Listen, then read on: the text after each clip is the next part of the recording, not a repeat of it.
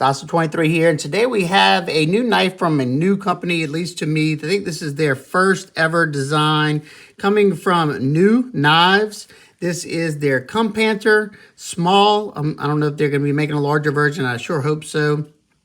And I know a lot of people, said it's a copy of Silky Elementum, but, it's a classic drop point. And there's definitely some differences, I mean, you got a wider blade here. The tip goes up higher than the pivot on this one. And overall, it's just, simple design. It's a classic design. Neutral handle, there's a lot of knives that I could say look like it. So I don't really see, yes, there's some similarities, but I don't see it as a copy.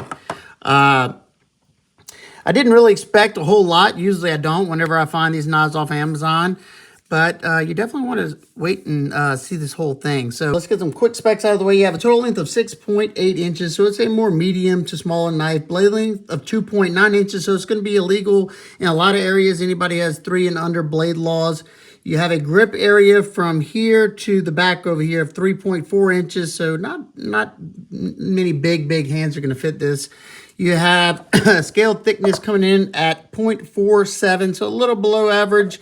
And the blade stock thickness is coming in at 0.125 inches. And the behind the edge thickness on my particular knife is around 18 thousandths behind the edge. So let's take a close look at this. You have this nice drop point blade with a satin finish on it. Nice top swedge for some added aesthetic there. Got a nice robust tip for doing piercing or, tip work. And you shouldn't have to worry about that too much with this one. You got a nice deep hollow grind on here. And a nice generous sharpening tool that should give you some sharpening life to be able to sharpen it up. It is in D2 steel, which is not a stainless, so you will have to maintain it. But I found with these higher satin finishes, they do not corrode as easily.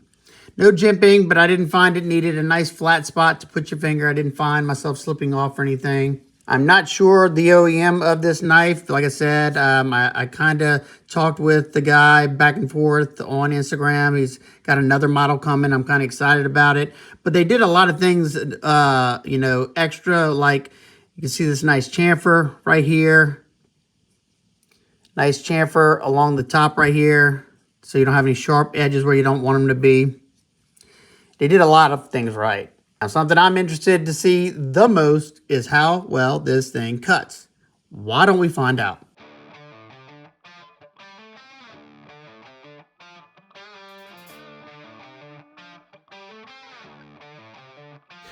This knife came with a ridiculously sharp edge. It said on the site that it was a convex edge, and it has a hollow grind, and man, oh man, is it slicing so well.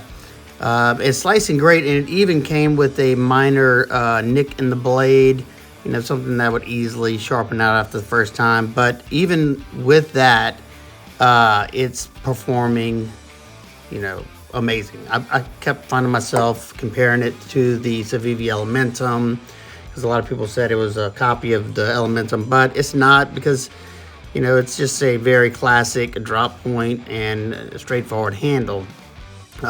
This drop point has a higher tip, so I did find myself kind of sliding out of the cut. You can see that when I first started.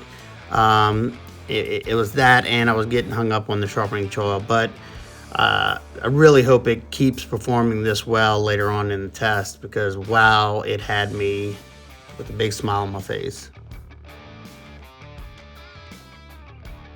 Now we're gonna just test the air goes, see how that edge wants to bite into the wood. And I found hammer grip was my favorite go-to spot, especially for doing power cuts. And that's what I'm mainly doing here. I'm trying to see if there's any hot spots.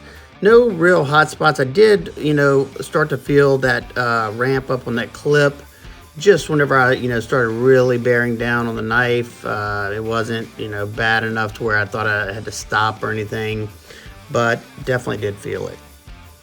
Drop point, of course, is going to be great for doing drag cuts like that, using that tip, slicing on a flat cutting surface. And It is just blasting through all this material. You can watch and see, even though it's sped up, you can see how fast I'm going through each one of the items I'm cutting.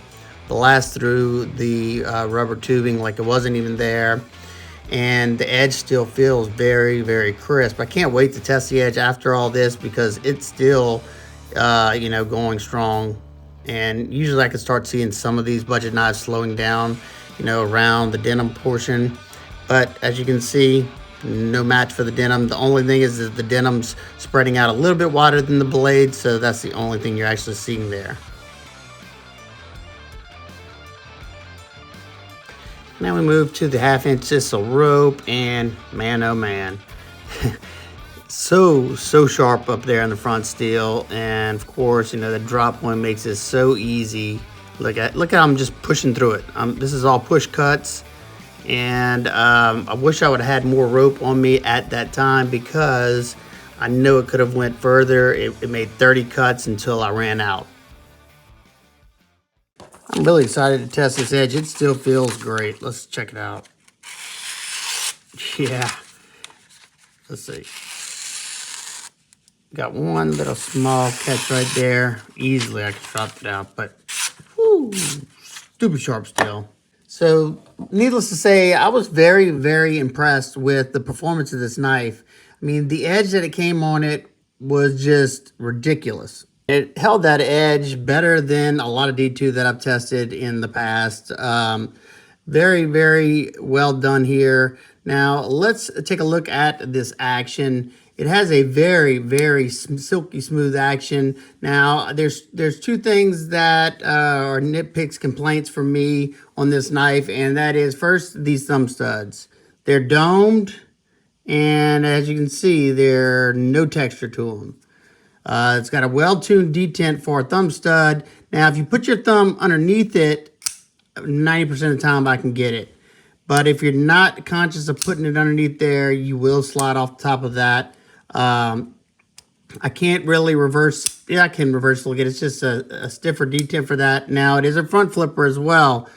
The jimping on it should have went all the way, at least up at one more. And the jimps are kind of rounded over on the top, so they're not as grippy as they should be. Now, I can do it, it's just not, as easy as, others that are done right with the right amount of jimping there. So just something that you need to know, before buying it. But like I said, action, beautiful, nice, smooth drop shut action. And just whenever you release that lock and push it, you don't feel any of the ball bearings going across the blade. Very, very well done. Now let's take a look at the handle area. You have Peel Ply G10 that offers good traction. It's not overly aggressive.